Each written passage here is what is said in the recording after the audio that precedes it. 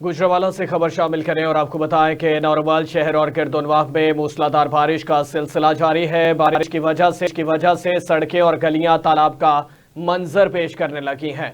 बारिश के साथ आसमान पर काले बादलों का राज बरकरार है। ठंडी ठंडी हवाएं चलने से मौसम खुशगवार हो चुका है।